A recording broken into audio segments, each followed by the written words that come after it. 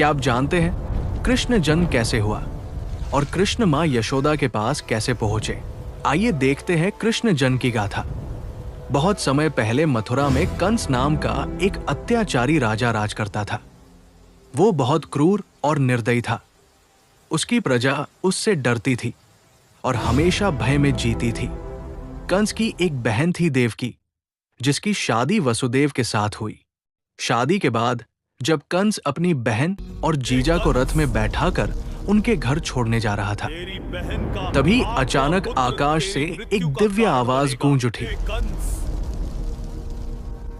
तेरी बहन का 8वां पुत्र तेरी मृत्यु का कारण बनेगा।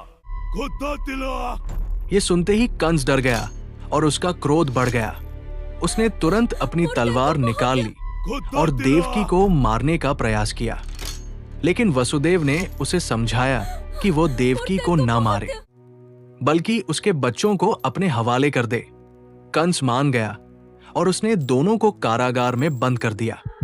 समय बीतता गया और देवकी ने एक एक करके बच्चों को जन्म देना शुरू किया।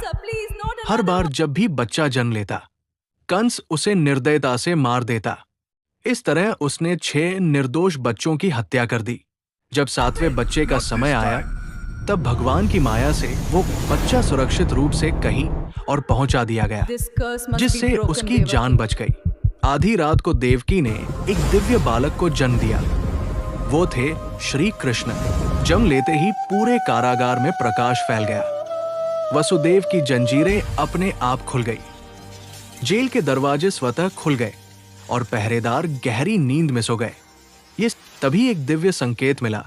वसुदेव ने बालक कृष्ण को एक टोकरी में रखा और कारागार से बाहर निकल पड़े। बाहर भारी बारिश हो रही थी।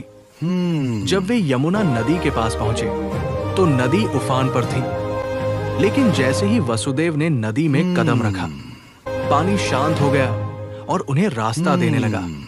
इसी दौरान शेषनाग प्रकट हुए और उन्होंने अपने फन फैलाकर बालक कृष्ण को बारिश से बचाया।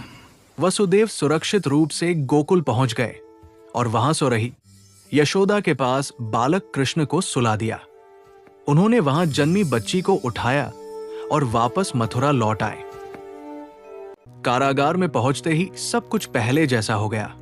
दरवाजे बंद हो गए और जंजीरें फिर से बंद गई। जब कंस को बच्चे के जन्म की खबर मिली तो वो तुरंत कारागार में पहुंचा।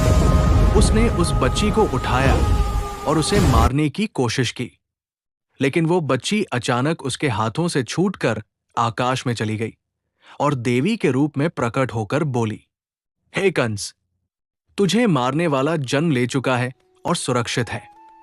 ये सुनकर कंस भयभीत हो गया। दूसरी ओर इस प्रकार भगवान श्री कृष्ण का जन्म हुआ, जो ये सिखाता है कि चाहे कितनी भी बुराई क्यों न हो, अंत में हमेशा अच्छाई की ही जीत होती है। माता का नंदना, तुम्हारे कौन है?